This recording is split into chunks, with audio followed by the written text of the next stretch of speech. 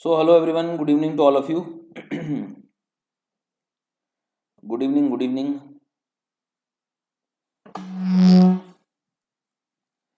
तो कैसे हैं आप सभी लोग? चलिए, तो थोड़ा सा वेट कर रहा हूँ मैं, 1-2 मिनट ज़रा सब लोग आ जाएं, है ना? फिर हम लोग शुरू करते हैं हमारे सेशन को. So hello everyone, hello Neha, Vaishali, Chitrantan, Chirantan, Udit, Sheikh, Raveena, Priyanka, Varsha, Vishal, Sonali, Ankita, Abhishek, Aman, Ranjeet, Tapesh, Udit, Varsha, Akshay, Sheikh, Tabassum. Hello hello everyone, good evening to all of you. बिल्कुल. सो अब तक जो है हम लोग, जो मेन हम लोग की इंडस्ट्रीज थी दो, एक आयरन एंड स्टील और एक एल्यूमिनियम इंडस्ट्री के बारे में जो है मैंने आपको कवर करा दिया है. ठीक है. आज हम लोग डिस्कस करेंगे कुछ 2-3 इम्पोर्टेंट टॉपिक जो बहुत ही ज़्यादा काम के हैं. ठीक है. जी हाँ, बिल्कुल. सो ग्रेट प्लेन्स वगैरह पढ़ा है क्या हम लोगों ने इस बार? Great plains and Doab regions. Good evening, good evening.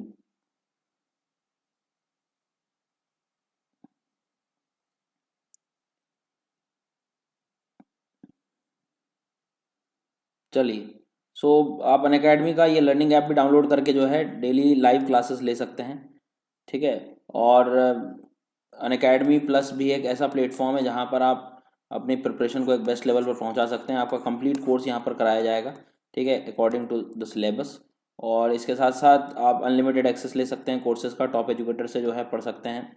ठीक है. और ये कुछ टॉप एजुकेटर्स हैं जिनकी हेल्प से आप लोग अपने सब्जेक्ट्स को और भी बेहतर बना सकते हैं और प्रिपरेशन को एक बेस्ट लेवल पर पहुंचा सकते हैं. इसके साथ साथ रही बात सब्जेक्ट्स की, तो काफ़ी कुछ सब्जेक्ट यहाँ पर लगभग जो भी सब्जेक्ट्स हैं यूपीएससी से रिलेटेड प्लस ऑप्शनल ऑल्सो, सब यहीं पर जो है आप लोगों को कवर कराए जाएंगे. इसके साथ साथ ये कुछ बैचेस दिखने को मिलेंगे आपको. और इसके साथ ये टेस्ट सीरीज़ भी अवेलेबल है अनअकैडमी पर. एक सबसे बड़ा लार्जेस्ट जो है आप कह सकते हो कि एक बिगेस्ट मॉक टेस्ट भी इवेंट जो है कराया जा रहा है, जिसमें 5 मेगा टेस्ट सीरीज़ होने वाली हैं आप लोगों के लिए. तो उनमें भी आप पार्टिसिपेट कर सकते हैं. तो उस पर अनअकैडमी पर जाकर उसकी जो है लिंक आपको मिल जाएगी. इसके साथ साथ यहाँ पर बात करें तो ये रेफरल कोड का भी आप इस्तेमाल करके अनअकैडमी प्लस सब्सक्रिप्शन में 10% डिस्काउंट भी ले सकते हैं. ठीक है. चलिए, so let's start with the topic. आज हम लोग 2-3 टॉपिक्स पढ़ने वाले हैं. आज इंडिया का जो नॉर्दर्न प्लेन सिस्टम है उसको हम लोग डिस्कस करेंगे कि किस तरह से जो है ये नॉर्दर्न प्लेन्स का जो पैटर्न है वो जो है देखा जा रहा है. ठीक है. नॉर्दर्न प्लेन्स में बहुत सारी चीज़ें आती हैं. मतलब ये राजस्थान प्लेन को कवर करते हैं, पंजाब वाले प्लेन्स को कवर करते हैं, ये वाला जो रीजन है गंगा रिवर सिस्टम. और ये तो ये रीजन किस तरह से जो है कहाँ पर क्या क्या क्वेश्चन बन सकते हैं वो सब चीज़ जो है मैं आपको बताने वाला हूँ. ओके. सो ये एक हिस्सा, इसी बेस पे हम लोग एक छोटा सा कॉन्सेप्ट है द्वाब वाला, वो भी पढ़ेंगे. पर द्वाब को पढ़ने के लिए जो हम लोग का एक टॉपिक रह गया था, याद हो आपको, इंडस रिवर सिस्टम वगैरह. हाँ, तो वो इंडस रिवर सिस्टम को भी जो है साथ में देखना है हमें, और उसकी हेल्प से हम लोग द्वाब जो है वो भी कवर कर लेंगे. ठीक है. सो नॉर्दर्न प्लेन्स हैं क्या, किस तरह से जो है बने हैं, इनके बारे में, पूरी इनकी जियोमॉर्फोलॉजी के बारे में डिस्कस करेंगे. या मैं आपको वो चीज़ बताऊंगा, मान के चलिए कि सबसे बेसिक लेवल पे यदि कोई फॉर एग्जांपल यदि बात करें हम लोग कि कोई प्लेन का फॉर्मेशन होता है या कोई मैदानों का जो निर्माण होता है वो कैसे होता है. ठीक है. तो पहले तो आपको जो इस इमेज में बिल्कुल चीज़ें क्लियरली दिखाई दे रही होगी, जो हाईलाइटेड पोर्शन है ये इंडिया में वो रीजन है जहाँ पर आपको प्लेन्स दिखाई देते हैं. देखो, लैंडफॉर्म की बात करें ना तो 3 चीज़ें मेनली पाई जाती हैं कॉन्टिनेंट पे. एक तो माउंटेन. ठीक है. एक पाया जाता है प्लेट्यू.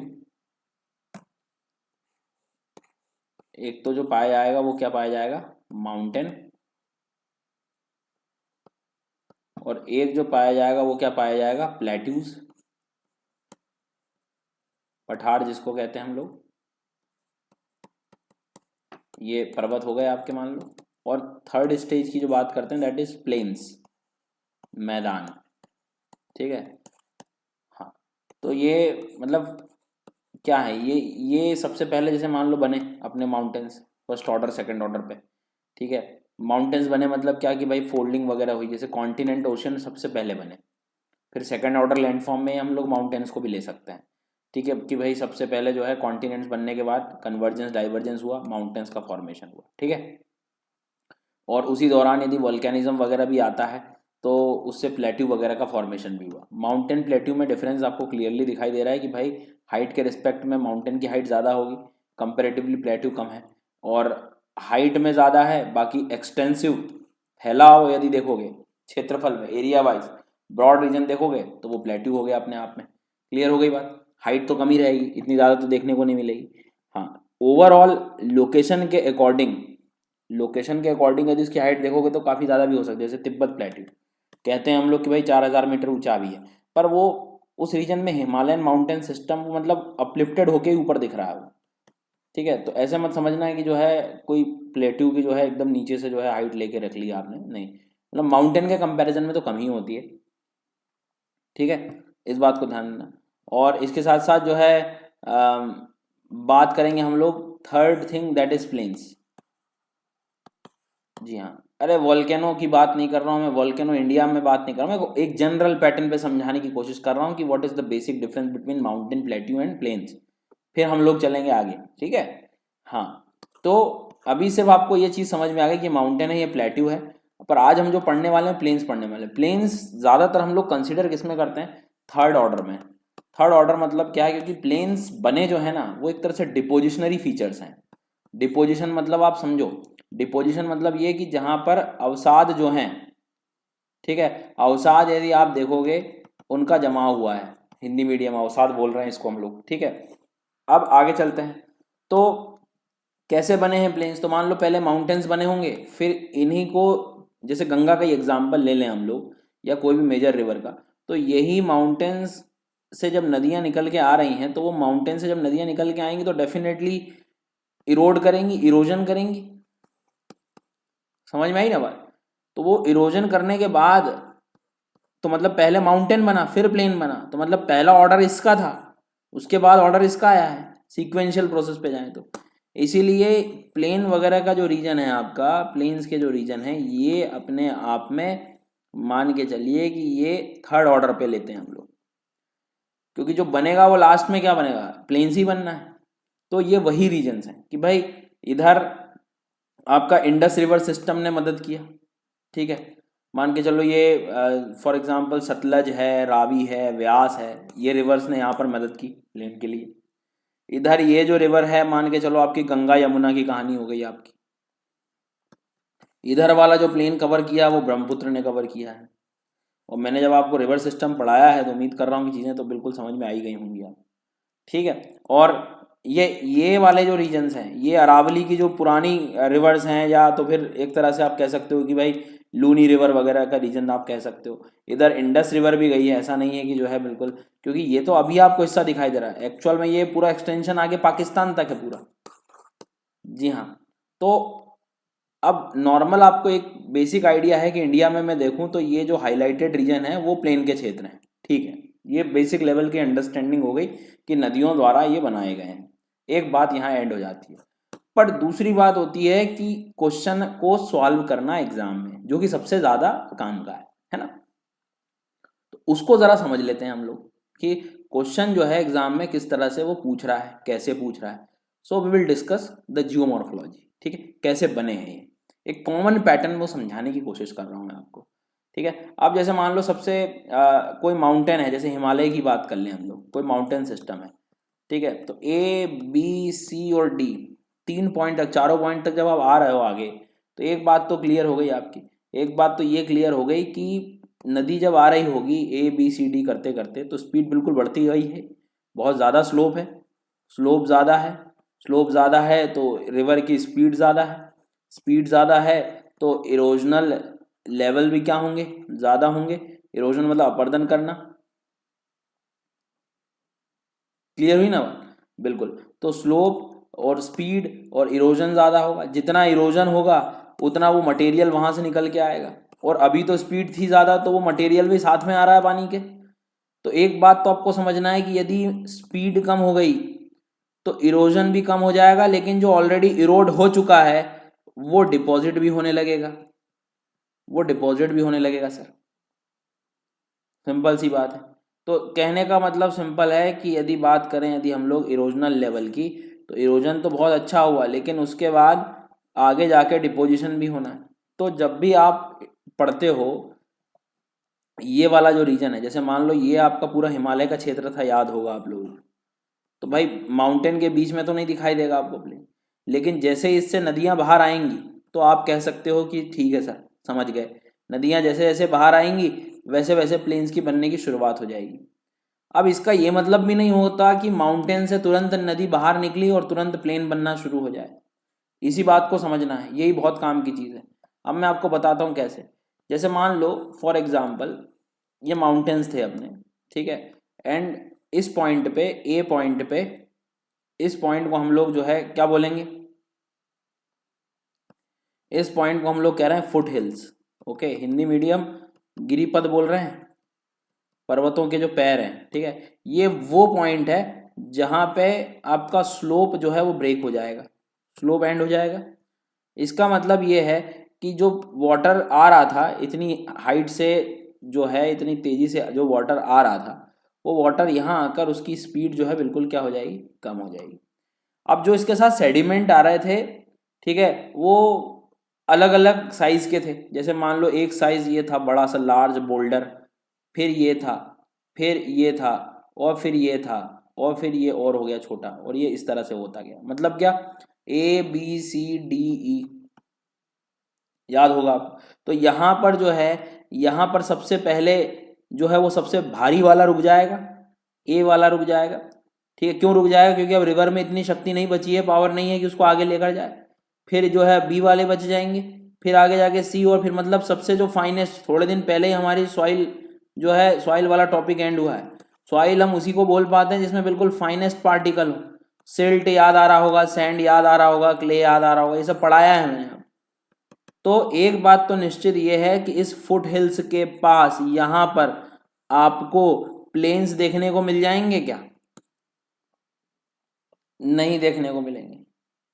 प्लेन्स देखने को नहीं मिलेंगे, प्लेन्स देखने को नहीं मिलेंगे, मतलब ये रीजन फिर क्या है, तो ये रीजन वो रीजन है कि जहां पर आप कह सकते हो, इसको पहले तो बोला क्या जाता है तो वो देख लो। इसको बोला जाता है सर, जी हाँ, भाबर। इसको क्या बोला जा रहा है, भाबर का क्षेत्र, भाबर रीजन, ठीक है। भाबर रीजन मतलब क्या, Bhabar region is associated with, जैसे मान लो ये देख रहे हो, देखने को मिलेगा, ये देखो अब, ये जब आप देख रहे हो ये डायग्राम दिखाई दे रहा है, ये अब इसमें कोई सॉइल मिलेगी क्या, इसको आप प्लेन बोलोगे क्या, नहीं। जनरली माउंटेन्स के नियर बाई, माउंटेन्स के फुट हिल्स के आसपास आपने को दिखाई देने वाला है। सो ये जो स्टोनी रीजन है, ठीक है, ये जो जो बिल्कुल फुट हिल्स के आसपास दिखाई दे रहा था, जहां पर बहुत बड़े बड़े बोल्डर्स, पेबल्स थे, उस क्षेत्र को हम लोग क्या कह रहे हैं, भाबर कह रहे हैं, भाबर कह रहे हैं।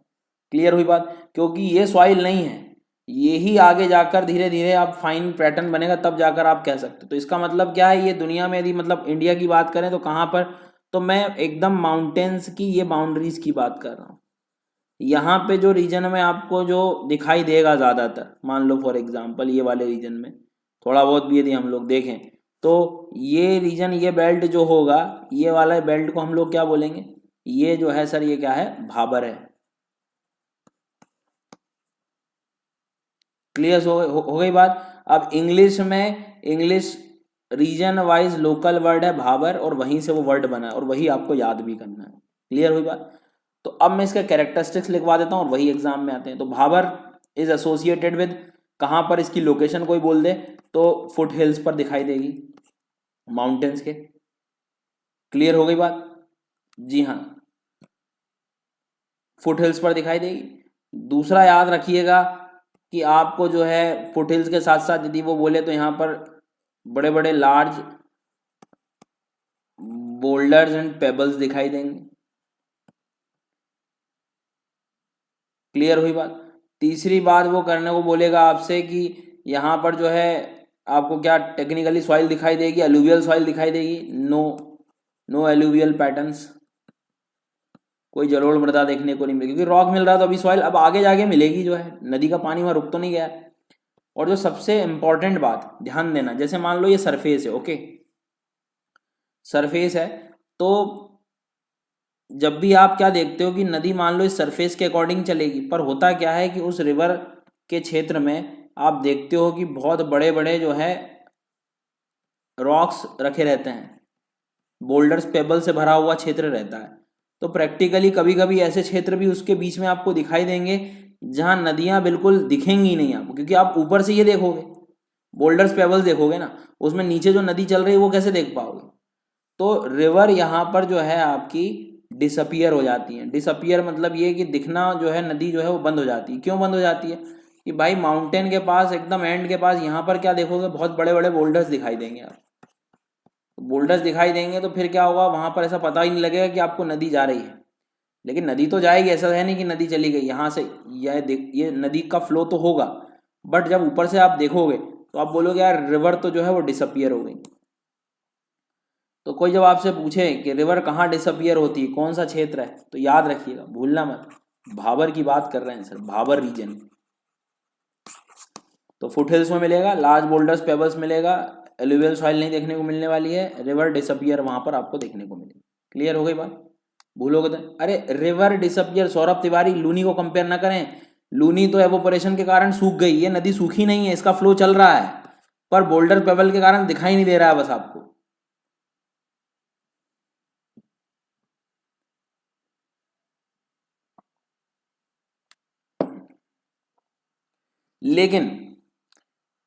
लेकिन एक बात ध्यान रखना कि जैसे ही आप थोड़ा आगे जाओगे, मुझे एक बात बताओ, ये तो माउंटेन थे आपके, अब जब थोड़े आगे जाओगे तो कुछ देर के बाद ये बोल्डर पेबर क्या हो जाएंगे, छोटे हो जाएंगे पूरे। अब जब छोटे हो जाएंगे इसका मतलब क्या हुआ कि जो नदी जा रही थी वो वापस क्या हो जाएगी, री इमर्ज हो जाएगी। री इमर्ज मतलब फिर से दोबारा दिखने लगेगी,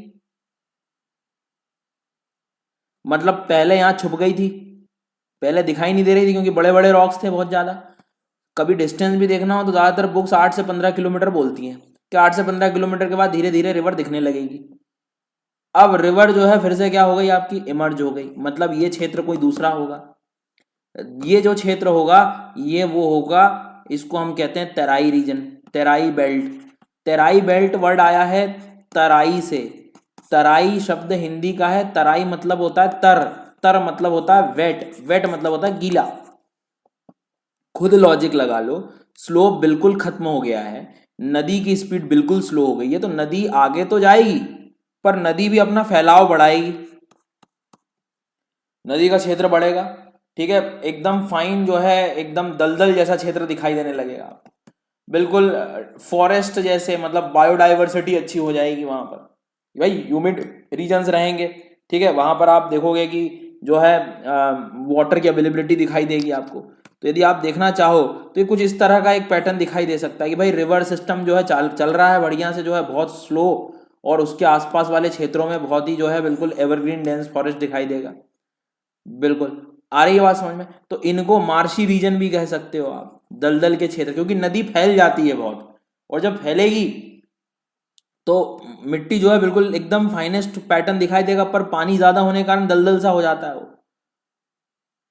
ठीक है, तो इसमें आप इस क्षेत्र को क्या कह रहे हो, मार्शी पैटर्न कह रहे हो। तो इस मार्शी रीजन को हम लोग क्या बोल रहे हैं, इसको हम लोग बोल रहे हैं तराई बेल्ट। कौन सा बेल्ट, मतलब जस्ट इसके बाद, किसके बाद, भाबर के बाद। जैसे मान लो ये भाबर है, तो भाबर जैसे जैसे एंड होने लगेगा ना, भाबर जैसे जैसे एंड होने लगेगा तो फिर आपको तराई बेल्ट ऐसे दिखाई देने लगेंगे, उत्तराखंड के क्षेत्रों में है जैसे, बिल्कुल वो डेल्टा हो गया उदित राणा। ठीक है, हाँ, सुंदरबन नहीं, इतना भी नहीं कि बिल्कुल जो है एकदम ही डेल्टा में ही पहुंच गए अपन, नॉर्मली। ठीक है, जो एक ह्यूमिड रीजन है, ठीक है, मार्शी रीजन है, इस तरह का जहाँ पर वेजिटेशन हो, ठीक है, बायोडाइवर्सिटी अच्छी हो गई है। क्योंकि यहाँ पर यदि रॉक्स होते तो उतना सॉइल वगैरह दिखाई देता क्या। सुंदरबन एग्जाम्पल ना बोले, खुद तराई रीजन एग्जाम्पल खुद का ही है, यहाँ वाले रीजन प्लेन्स में ही एग्जाम्पल ढूंढेंगे ना हम लोग। और सुंदरवन डेल्टा मतलब वो तो एंड हो गया, प्लेन का लास्ट स्टेज हो गया। क्लियर हो गई बात। तो ये रीजन जो है आपको काफी ज्यादा देखने को मिलेगा।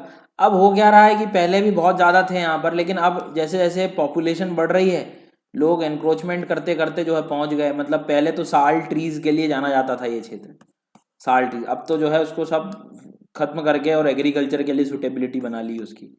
मतलब सर इसके क्वेश्चन बता देते। पहला क्वेश्चन तराई से रिलेटेड, रिवर जो है आपकी जो डिसअपियर हो गई थी वो री इमर्ज कहाँ हुई? ठीक है, री इमर्जेंस वाला एक क्वेश्चन आ जाएगा। ठीक है, दूसरा यदि हम लोग देखें, जी हाँ, तो री इमर्जेंस के बाद दूसरा क्वेश्चन आएगा कि कहाँ पर जो है बिल्कुल मार्शी कंडीशन दिखाई देगी? सर तराई में। कहाँ पर जो है एनरिच्ड बायोडाइवर्सिटी दिखाई देगी? एनरिच्ड बायोडाइवर्सिटी दिखाई देगी तराई रीजन में। कहाँ पर साल के वृक्ष मिलेंगे? साल ट्रीज वहीं पर मिलेंगे, इस बात को याद रखिएगा। ठीक है, कहाँ रिवर अपना कोर्स जो है वो बढ़ा लेती है, मतलब हॉरिजॉन्टल पैटर्न में कहाँ चौड़ाई उसकी बढ़ जाएगी नदी की? जी हाँ। तो या तो ऐसा क्वेश्चन भी आ सकता है कि खादर के एंड होने पर, खादर, सॉरी खादर नहीं, भाबर, ठीक है, भाबर के एंड होने पर, भाबर याद आ रहा होगा ना, बोल्डर्स पेबल्स वाला रीजन, तो भाबर के एंड होने पर कौन सा बेल्ट शुरू होगा? तो वो भी क्वेश्चन आ सकता है। बिल्कुल, स्वैम्पी रीजन भी कह सकते हो आप। जी हाँ, देखो ट्रीज में भी वाटर है और ग्रासेस में के बीच में भी, तो मार्शी स्वैम्पी आप कह सकते हो। तो याद रखना है इसको। ठीक है, अब दो क्षेत्र आपने पढ़ लिए। अब मेरी बात ध्यान से सुनना। आई थिंक ये डायग्राम आपको दिखाई दे रहा होगा, और इधर जरा ध्यान ज़्यादा देना है ना, मतलब इधर उधर अपना जो है बिल्कुल सोचने की ज़्यादा कोशिश मत करना। बिल्कुल जो बेसिक लेवल की चीज़ें उस पर पहले अपनी कमांड बनाना, और जो शब्द मैं बता रहा हूँ बस उस पर ध्यान देना। क्या कह रहा हूँ मैं, ध्यान से सुने। जैसे मान लो ये रिवर जा रही है, देख पा रहे हैं आप? अब रिवर जा रही है तो ए और बी दो अलग अलग कॉम्बिनेशन में आपको बना रहा हूँ। ठीक है, दो कॉम्बिनेशन में मुझे एक चीज बताओ कि ए और बी में से कहाँ फ्लड आ सकता है?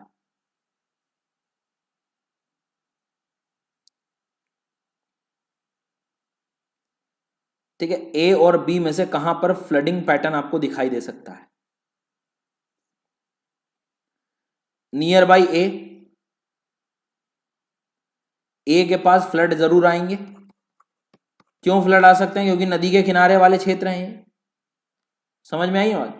मतलब हमें ये वो रीजन्स की बात कर रहे हैं जहां पर आपको हर साल फ्लड्स देखने को मिलेगा, और इनसे जो बहुत ही ज्यादा दूर है, ठीक है, या हाइट पे बैठे हैं जहां पर फ्लड नहीं पहुंच पा रहा। मतलब एक बात इस डायग्राम से सीखने को मिल गई कि मान लो suppose this is the river region, और इसकी विसिनिटी के जो क्षेत्र हैं जहां पर आप क्या कह सकते हो कि फ्लड पहुंच पा रहा है, और एक ऐसा भी क्षेत्र हो सकता है कि जहां पर बीच बीच में या दूर कहीं भी फ्लड नहीं पहुंच पा रहा है। इससे क्या होगा? फ्लड का पहुंचना और फ्लड का ना पहुंचना। बिल्कुल क्लियर बात है सर, फ्लड जब आएगा तो सॉइल जो है, या सिल्टेशन आप कह सकते हो, सिल्ट आता है साथ में। सिल्ट मतलब जो इरोडेड जो पोर्शन है वो और ज्यादा आता है आगे तक।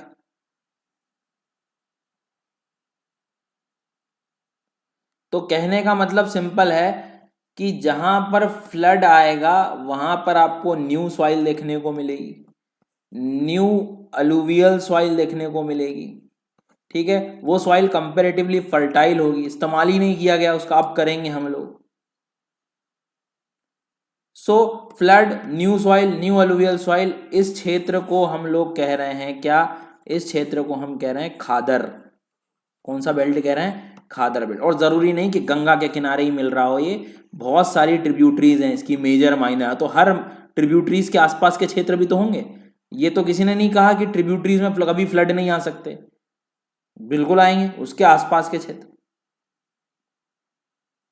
तो इनको हम लोग क्या कह रहे हैं? खादर। और खादर अपने आप में मोस्ट फर्टाइल रीजन्स होंगे।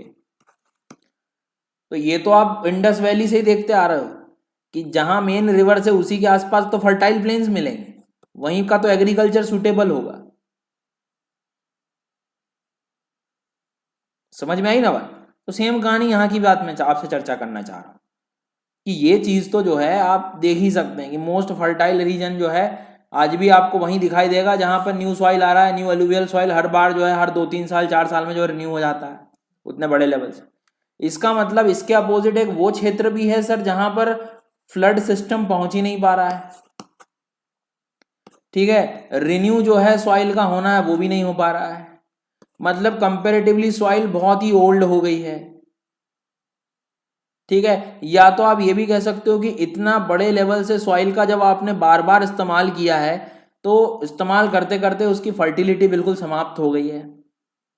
फर्टिलिटी समाप्त हो गई है इसका मतलब यह है कि हो सकता है कि उस सॉइल में ज़्यादा इरिगेशन से, ज़्यादा फर्टिलाइज़र के इस्तेमाल करने से, ठीक है, वहाँ का जो सॉइल कवर है वो डिस्टर्ब हो गया होगा, क्योंकि सॉल्ट्स वगैरह जो हैं वो बच जाते हैं उसमें, सलाइन सॉइल बन जाता है वो।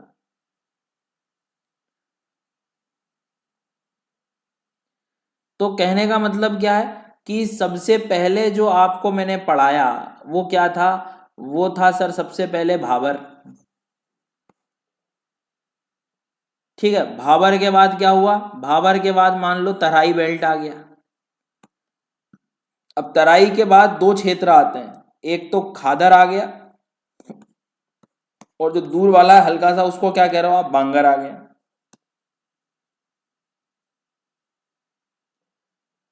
क्लियर हो गई बात? जी हाँ। तो जब कोई बोल दे कि न्यू एलुवियल सॉइल को क्या बोलोगे आप, तो न्यू एलुवियल सॉइल को सर मैं क्या बोलूंगा, तो न्यू एलुवियल सॉइल को मैं बोल दूंगा खादर। फर्टाइल सॉइल रहेगी, एग्रीकल्चर के लिए इस्तेमाल करोगे आप उसको। और जो ओल्ड होगा उसको क्या बोल दूंगा मैं, बांगर बोल दूंगा। बांगर समझ गए?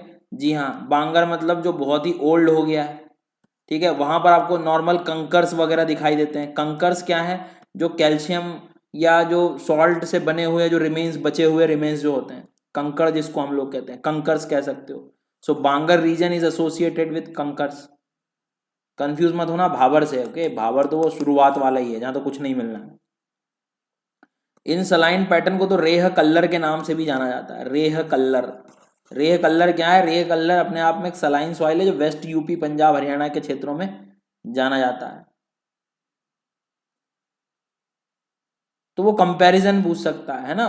तो अब मैं कुछ क्वेश्चन पूछ रहा हूँ, please try to give answer. New alluvial soil, पहला क्वेश्चन। दूसरा, मार्शी रीजन। तीसरा question, reemergence of river. चौथा क्वेश्चन, डिसअपियर, रिवर हो जाना, जो रिवर का डिसअपियर हो जाना, ठीक है। सिक्स्थ फिफ्थ वन जो है वो ओल्ड एलुवियल सॉइल।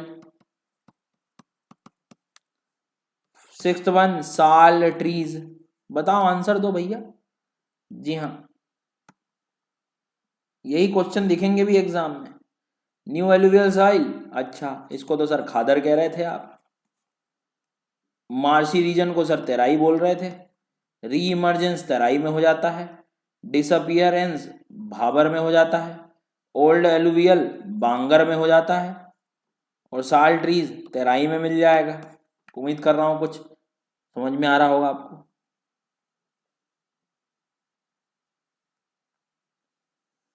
कीर्ति मैडम, आपको अनअकैडमी पर जाके आप या तो लिंक ले सकते हैं, या तो फिर ऐसा भी कर सकते हैं कि जो है मेरा टेलीग्राम चैनल पर भी लिंक मिल जाएगा इसका, सुदर्शन गुर्जर सीएससी गाइड, या आप मेरी कल स्पेशल क्लास लोगे वहां मैं लिंक शेयर कर दूंगा आपको।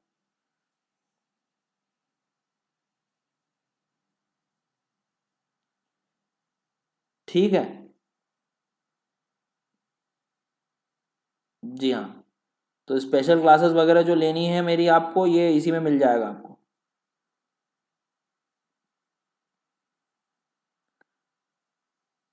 ये जो क्लास चल रही है इसके आप डिस्कशन सेशन में जाओगे नीचे, है ना, वहाँ पर जो है आपको उनकी लिंक मिल जाएगी। तो उसमें मैंने आज की क्लास में शेयर की हुई है लिंक, वहाँ से भी ले सकते हैं। सो आई थिंक ये मुझे लग रहा है जहाँ तक कि आपको ये चीज़ तो क्लियर हो गई है।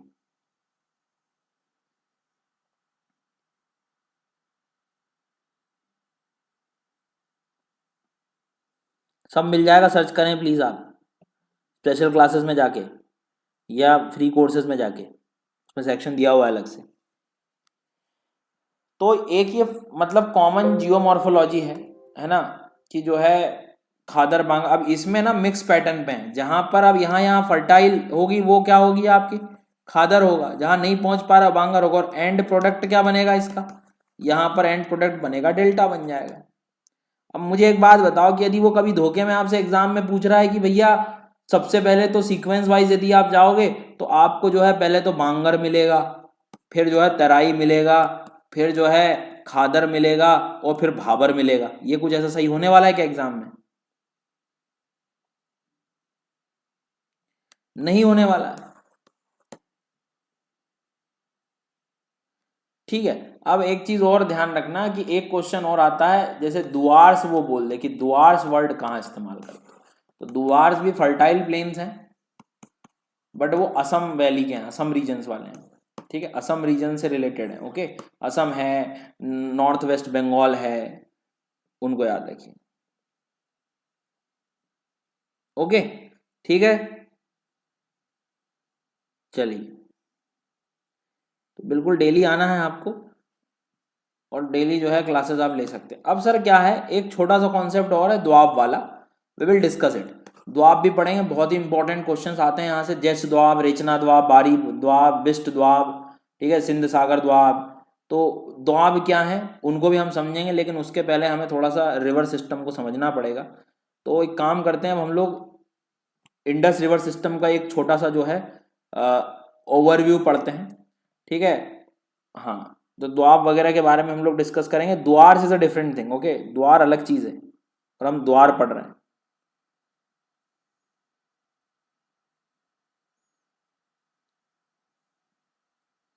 जी हाँ, ठीक है, चलो आगे चल रहे हैं हम लोग।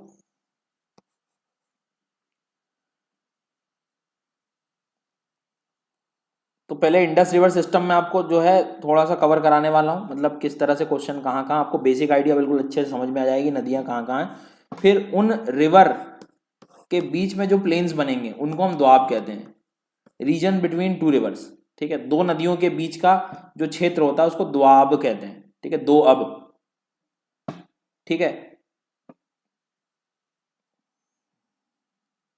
क्लियर हुई बात? चलो अब आगे चलते हैं। तो सबसे पहले आपको कहीं नहीं एटलस वगैरह भी कहीं किसी की जरूरत नहीं पड़ी, आपको बस इस क्लास में थोड़ा सा जरा फोकस करके ध्यान समझना जो मैं चीजें समझाने की कोशिश कर रहा हूँ आप लोगों को। ठीक है, तो सबसे पहले काम करते हैं हम लोग, एक बेसिक रफ आइडिया ले लेते हैं इन रिवर्स का। तो देखो सर, मान लो जो है ये अपना लद्दाख और जम्मू कश्मीर का क्षेत्र हो गया। ठीक, मैं यहाँ पर कुछ इस तरह का एक डिवीजन कर देता हूँ ताकि आपको जो है समझ में आ जाएगा कि सर ये जम्मू कश्मीर है, ये लद्दाख, बाकी अपना ये पंजाब हो जाएगा और ये हिमाचल प्रदेश हो जाएगा। यहाँ तक कोई समस्या किसी को? भूलना नहीं, ठीक है। चलो अब क्या कर रहा हूँ मैं, ध्यान से सुनना। सबसे पहले मैं इधर कैलाश माउंटेन के पास तिब्बत में एक ग्लेशियर का नाम लिख रहा हूँ, बोकार्चू ग्लेशियर। ठीक है, बोकार्चू ग्लेशियर से जो है एक नदी की शुरुआत कर देता हूँ, जो इधर आपको जांस्कर लद्दाख के बीचों बीच जाते हुए वो दिखाई देगी, और ये सीधा जो है अरेबियन सी की तरफ जाती हैं। नाम इस रिवर का इंडस रिवर। ठीक है, क्या नाम है इसका? इंडस रिवर है, ध्यान रखना। इसकी खुद की भी कुछ ट्रिब्यूटरीज हैं, चाहे तो आप पढ़ सकते हैं, जैसे एक रिवर है इसकी नुब्रा, पढ़ा भी था पासेस में हम लोगों ने। नुब्रा कनेक्ट हो जाती है श्योक से, श्योक इसकी एक ट्रिब्यूटरी होगी। इधर जो है एक ट्रिब्यूटरी आप जांस्कर पढ़ सकते हो इसकी, जांस्कर। ठीक है, इधर जो है एक यहाँ पर आपको गिलगिट दिखाई देगी। जी हाँ, बाकी इधर तोची खुर्रम वगैरह भी हैं, पर उधर आप उस क्षेत्र को ना भी पढ़ें तो चल जाएगा। ये तीन चार नदी जो है बेसिक, वो आप बेसिक, क्योंकि मेन तो और भी बहुत सारे ट्रिब्यूटरी आप जो पढ़ने वाले हैं। जी हाँ, तो एक ये नुब्रा वर्ड याद रख लेना आप लोग, is related with Indus river. Shyok is related with Indus river. ठीक है, Zanskar is related with Indus river, and Gilgit is related with Indus river. ये मेन रिवर के फ्लो का जो है, इनकी ये कुछ ट्रिब्यूटरीज हैं। चलिए, है तो ये सब कहाँ, लद्दाख में गई है, दिखाई दे रही होगी आपको ये रिवर। कोई प्रॉब्लम यहाँ तक समझ में आई बात?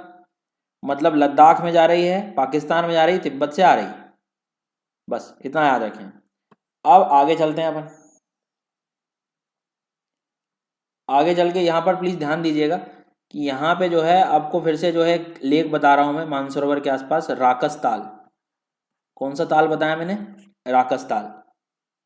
ठीक है, उस राकस ताल से एक रिवर आ रही है और यहाँ इंडिया में हिमाचल प्रदेश से एंटर कर रही है।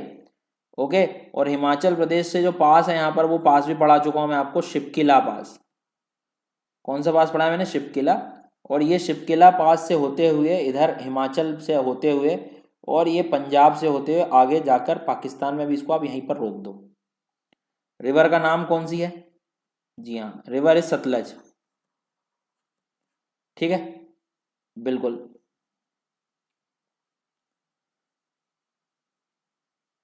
कोई डाउट यहाँ तक? सतलज में याद रखना, भूलना मत, ठीक है। सतलज हो गया, शिपकिला सतलज रिवर। तो ये रेड लाइन जो है इसको मैं चाहो तो कुछ ऐसी बना दूं ताकि आप भी जो है भूलोगे नहीं।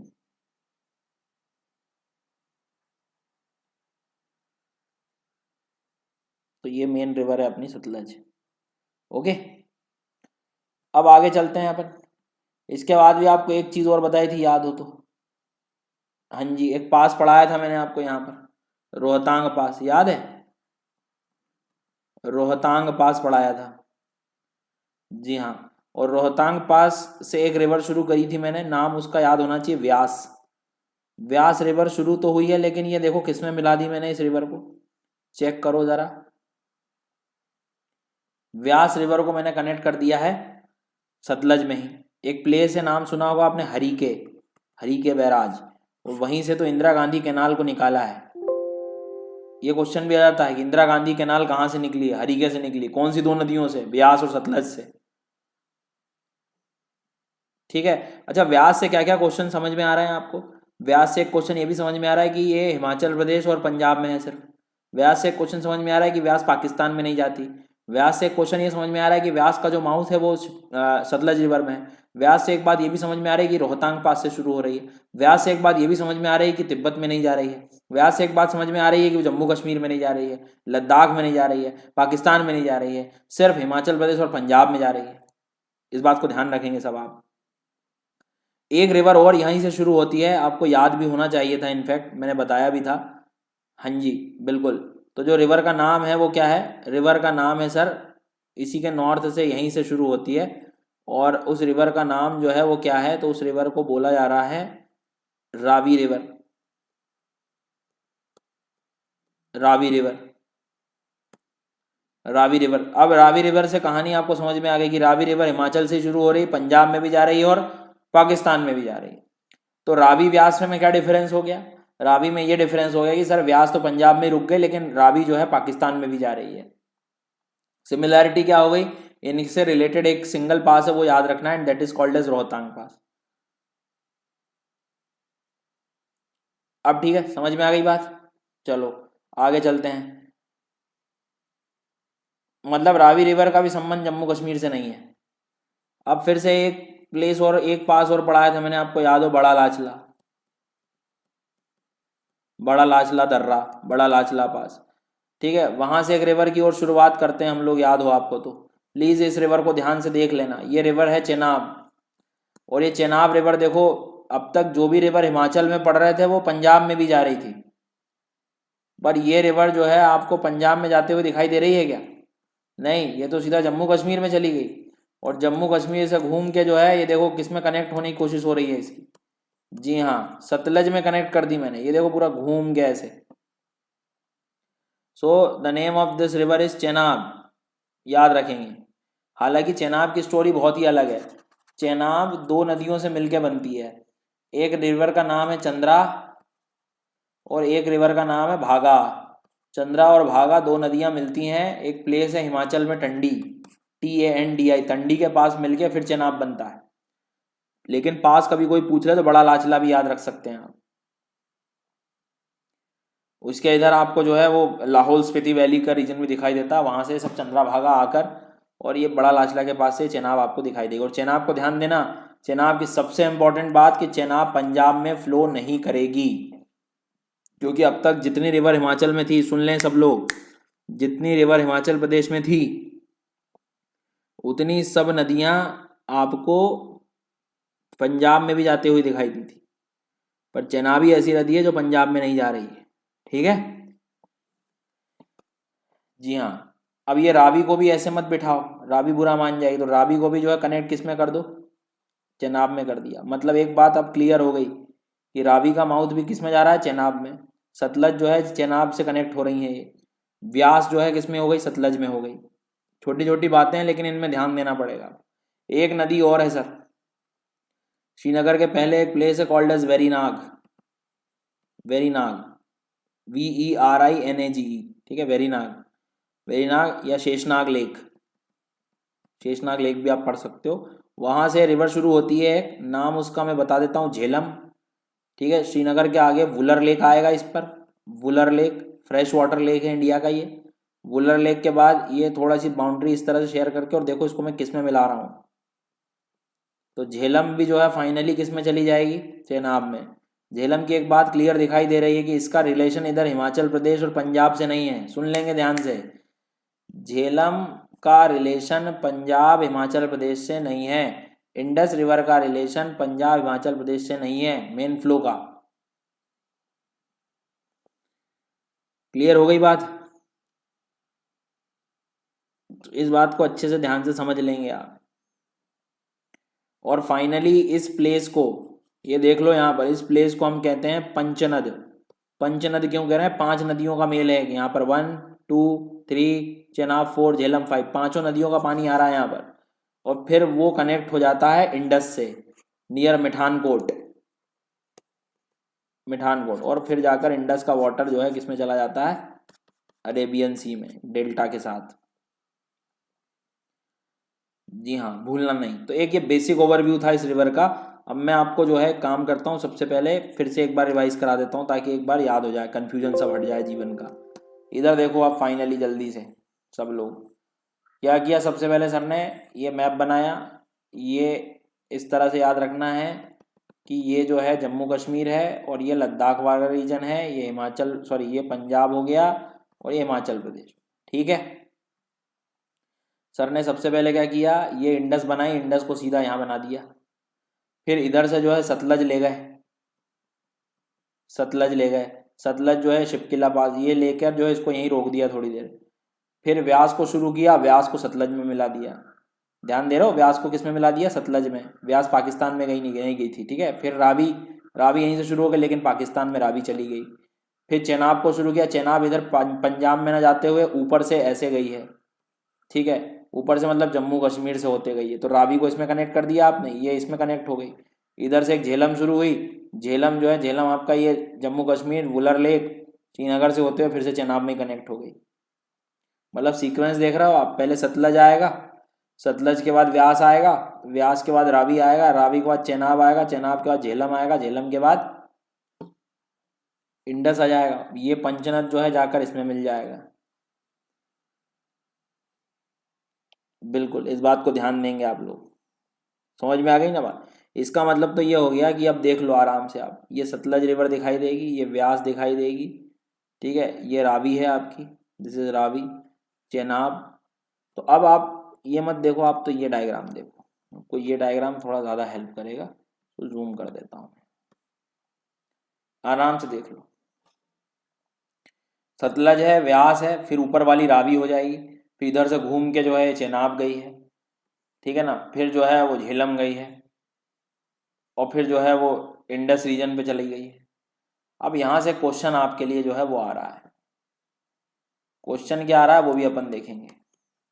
अब जब आप देखते हो तो इन रिवर्स के बीच में, ये जो रिवर है, इन रिवर के बीच में क्षेत्र आते हैं, नदियों के बीच में।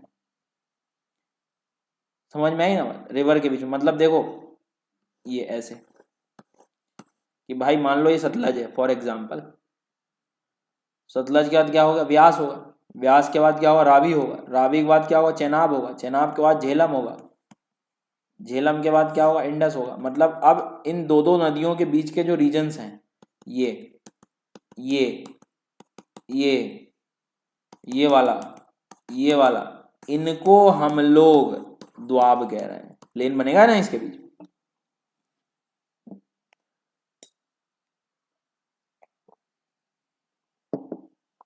तो अब अपने को क्या करना है, अपने को ये करना है कि क्वेश्चन कैसे आता है वो माइंड में जरा फिट कर लेना। एक बार वो फिट हुआ ना तो सब कनेक्शन आपको जो है समझ में आ जाएगा।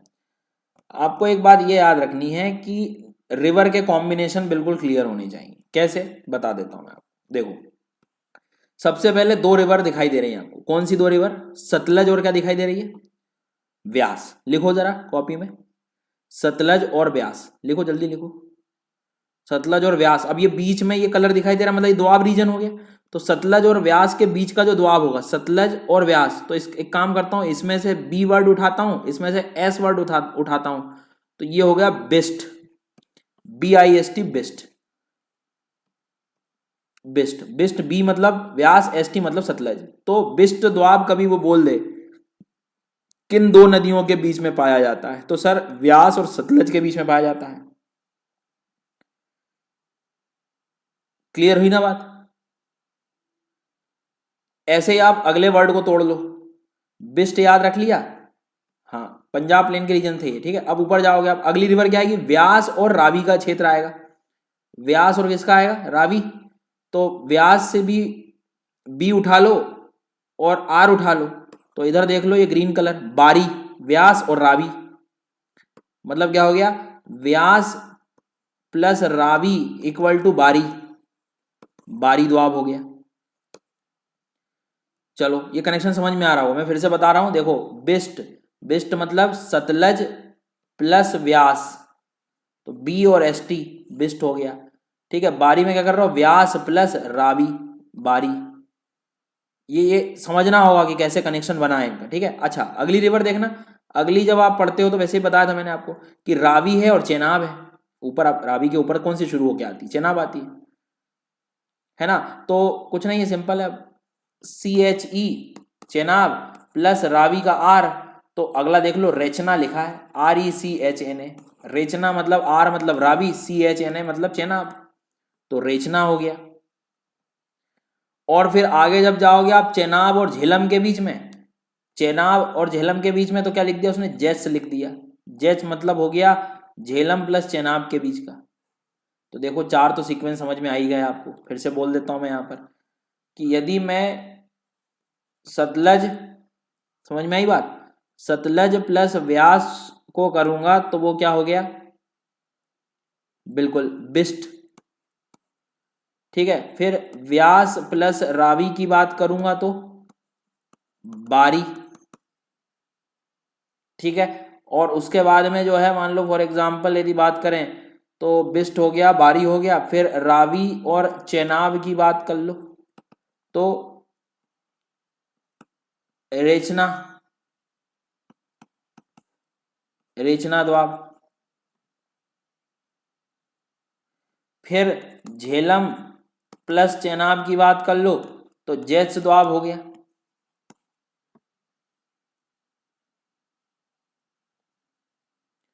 और फिर अब लास्ट क्या बचेगा? झेलम और इंडस बचेगा। ये वाला ऊपर का क्षेत्र, ये रेड वाला झेलम और इंडस। तो झेलम और इंडस को कुछ मत करो, सीधा याद कर लो सिंध सागर द्वाब। जो बचेगा वही होगा सिंध सागर द्वाब। कनेक्शन समझ में आ रहा है? मतलब जेट्स द्वाब, रेचना द्वाब याद होना चाहिए। चलो बताना, रेंडमली बताओ मुझे। What about Bist, what about जेट्स, what about Bari, what about Rechna, और व्हाट अबाउट सिंध सागर? बताओ जल्दी से।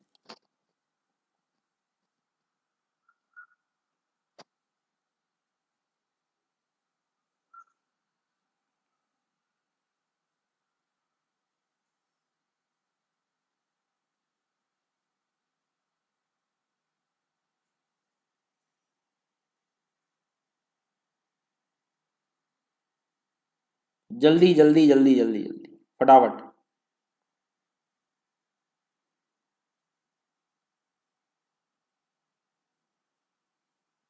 अरे यहाँ पंजाब मतलब पूरा रीजन लेना है, बिफोर इंडिपेंडेंस मतलब पूरा जो क्षेत्र था। हाँ, तो वो मदर अर्थ को थोड़ी पता है कि ये पाकिस्तान है तो यहाँ नहीं बनाऊंगा मैं लैंड फॉर्म, वो तो प्लेन तो सब जगह दिखाई देगा। तो ये सब समझ में आ गया, व्यास सतलज, झेलम चेनाब, और व्यास रावी, और रावी चेनाब, और सिंध सागर जो हो गया झेलम प्लस इंडस। फिर एक क्वेश्चन और आ जाता है। क्वेश्चन मान लो ऐसा आ गया कि ए बी सी डी और ई, जेट्स लिख दिया, सिंध सागर लिख दिया, और मान लो फॉर एग्जांपल उसने यहाँ पर लिख दिया बारी, फिर लिख दिया बेस्ट, और फिर लिख दिया रेचना। ठीक है, तो अब बताओ नॉर्थ से साउथ का अरेंजमेंट क्या होगा इनका, नॉर्थ से साउथ का अरेंजमेंट जल्दी बताओ भैया, देख रहा हूं मैं कौन कौन बैठे हो।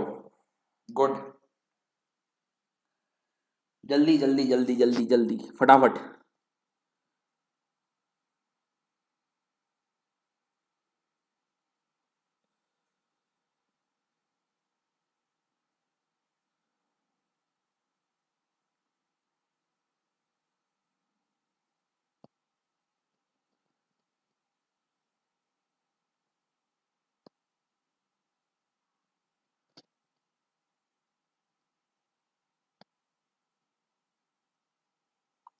समझ में आ गया। सबसे पहले तो ऊपर वाला सिंध सागर का मतलब पहले आएगा सी, फिर जेट्स आएगा मतलब डी, फिर बारी, जी हाँ, फिर इनफैक्ट इसके पहले रेचना आ जाएगा ई, और फिर ए, सी डी ई बी ए।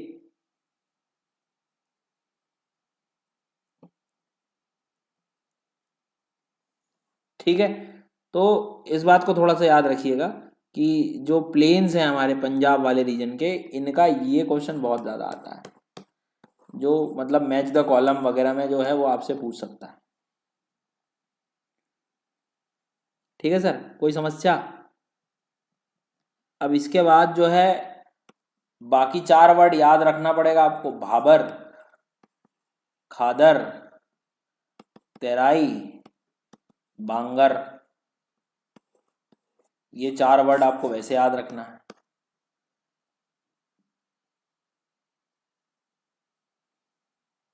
बिल्कुल, तो जो 4 वर्ड जो आप याद रखेंगे तो इनकी सबकी खास बात याद रखना है। रीइमर्जेंस तो याद ही रख लेना, रीइमर्जेंस किसमें बताया था? बिल्कुल, जल्दी तेजी में, रीइमर्जेंस, रिवर फिर से दोबारा दिखेगी in the Terai region. Disappearance, कहाँ छुप गई थी वो? सर जी वो तो छुप गई थी भाबर में। ओल्ड सॉइल बांगर, न्यू सॉइल खादर। वो बोलेगा कि रे है कल्लर, कंकर्स कहाँ मिलेंगे? कंकर्स।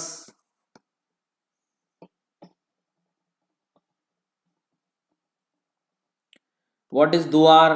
दुआर वर्ड कहाँ था? दुआर, सम के फर्टाइल प्लेन्स याद रखना है दुआर जैसे शब्दों के लिए।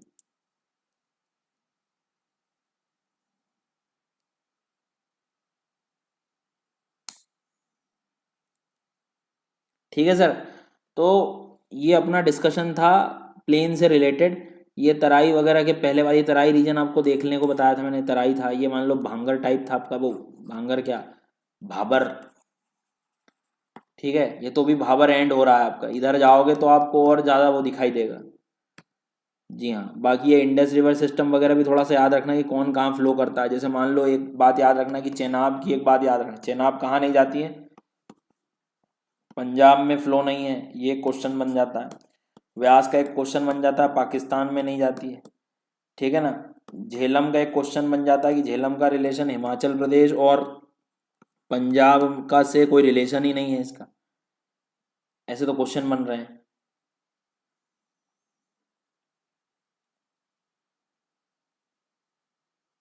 ठीक है, जी हाँ। और उसके बाद में एक क्वेश्चन ये भी आ जाता है कि इनमें से कौन सी रिवर पाकिस्तान में जाती है? व्यास को छोड़ दो, बाकी सब जा रही, और कौन सी रिवर जो है वो तिब्बत के मानसरोवर के आसपास से शुरू होती। तो एक तो जो मेन अपनी शुरू हुई थी वो कौन सी हुई थी? इंडस।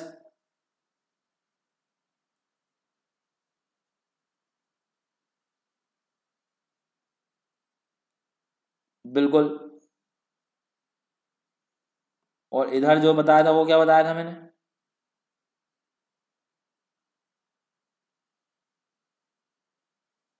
राजा सिंह पंजाब से बाहर, वो पंजाब जो आज पाकिस्तान के पास है, समझो उस चीज को आप। एक इंडस था, एक सतलज था, और इधर एक ब्रह्मपुत्र थी। तीन नदियां वहां उसी के क्षेत्र के आसपास से शुरू होती। याद रखिएगा, भूलना मत। ठीक है, चलो। तो आज का डिस्कशन यहीं तक था हम लोगों का। ग्रेट नदर्न प्लेन्स जितने भी थे और जितने क्वेश्चन आते हैं लगभग सभी मैंने आपको जो है यहाँ पर आपको बता दिए हैं। जी हाँ। और इसी तरह से कंप्लीट कोर्स कंप्लीट जो है आपका ज्योग्राफी करने के लिए आप अनअकैडमी प्लस पर भी लाइव पढ़ सकते हैं। बाकी नहीं तो मेरी डेली स्पेशल क्लासेस यूट्यूब की सहायता से भी आप काफ़ी कुछ ज्योग्राफी जो है अपनी कवर कर पाएंगे। और complete zero to pro level पर पहुंचना है अपने को, एकदम बेसिक से, तो आप बिल्कुल सब्सक्रिप्शन की ओर जा सकते हैं, जहाँ पर और भी एजुकेटर्स हैं जो आपका लगभग सभी दूसरे सब्जेक्ट भी कवर करा देंगे, इंक्लूडिंग ऑप्शनल ऑल्सो। ठीक है, ये रेफरल कोड का इस्तेमाल चाहें तो आप कर सकते हैं, और इससे मिलेगा आपको सीधा 10% डिस्काउंट। जी हाँ। और इसके साथ साथ आप अनअकैडमी का एक आर्टिकुलेट चैनल है, टेलीग्राम चैनल, वहाँ भी ज्वाइन कर सकते हैं। वहाँ भी जो मेगा टेस्ट सीरीज़ जो हो रही है उसकी भी लिंक आपको जो है मिल जाएगी। ठीक है। जी हाँ। मॉनसून से रिलेटेड मैंने एक दो स्पेशल क्लासेस ऑलरेडी ले चुका हूँ आकाश, रीट्रीटिंग मॉनसून वगैरह में। ठीक है, तो आगे एक दो क्लास और मैं स्पेशल क्लास लॉन्च करा दूंगा। कल एक सेशन और होगा हम लोगों का यूट्यूब वाला, बाकी फिर हम स्पेशल क्लास में ही एमसीक्यूज कराने वाले हैं। ठीक है, तो कल आप लोगों का एक टेस्ट होगा जिसमें एक मतलब नॉर्मली मैपिंग से होगा, मैप बेस्ड टेस्ट होगा। ठीक है, मैप बेस्ड टेस्ट में आपको मैं मतलब कहने के लिए पूरी रिवीजन क्लास होगी, जितनी पिछले हमने 15 क्लासेस पढ़ चुके हैं, 13-14 घंटे का जो भी पढ़ा था उसका पूरा कंप्लीट रिवीजन होने वाला है। ठीक है, रिवीजन में आपको याद रखना है कि आपसे मैं डायरेक्ट पूछूंगा पूरे माउंटेन्स, कोई से भी कहीं से भी पूछ सकता हूँ मैं। पूरे जितने भी मैंने आपको जो है रिवर सिस्टम पढ़ाई हैं इंक्लूडिंग ऑल ट्रिब्यूटरीज, पूरे जितना भी जो है प्लेन्स के बारे में जो बताया है, सॉइल के बारे में बताया है। ठीक है, बिल्कुल। और इसके साथ साथ जितने भी पासेस वगैरह पढ़े हमने, मतलब जितनी भी इंफॉर्मेशन मैंने आपको पढ़ाई including industries, mineral regions. Clear हुई बात? तो इस मंथ में जो हम इंडियन ज्योग्राफी वाले जो इंपॉर्टेंट सेशन थे, ये टोटल 15 सेशंस थे आप लोगों के लिए। और जो लर्नर्स बिल्कुल अभी फर्स्ट टाइम ज्वाइन कर रहे हैं, पिछले आप लेसन्स इसमें देख सकते हैं, तो काफ़ी 14-15 क्लासेस जो हैं मैंने काफ़ी कुछ इंपॉर्टेंट चीज़ें जो हैं वो कवर करा दी थी। बिल्कुल। और बाकी आप 11th की एनसीईआरटी से आप वेजिटेशन वगैरह कवर कर सकते हैं। अनअकैडमी पर भी फ्री लर्निंग पर डला हुआ है मेरा पूरा एक्सप्लेनेशन, वहाँ से भी पढ़ सकते हैं। जी हाँ। ठीक है, चलिए। बाकी उसके बाद मैं कल मिल रहा हूँ, कल तैयारी से आइएगा क्लास में। कल शाम को वही 5:30 बजे यूट्यूब पर मिलूंगा। बाकी 11 बजे हम लोग एमसीक्यू सीरीज चला ही रहे हैं। आज हम लोग एक क्लास हो चुकी है, डेली अभी रहेगी, 8-10-9 सेशन और होंगे उसके लगभग, मतलब जितना हो सकता है उतनी कोशिश करूँगा मैं। चलिए, so thank you so much for joining this session. पढ़ते रहो, बढ़ते रहो, और कोई भी समस्या हो, और सबसे बड़ी बात, स्वस्थ रहो। ठीक है, ख्याल रखो अपना, क्योंकि हेल्थ है तो सब है।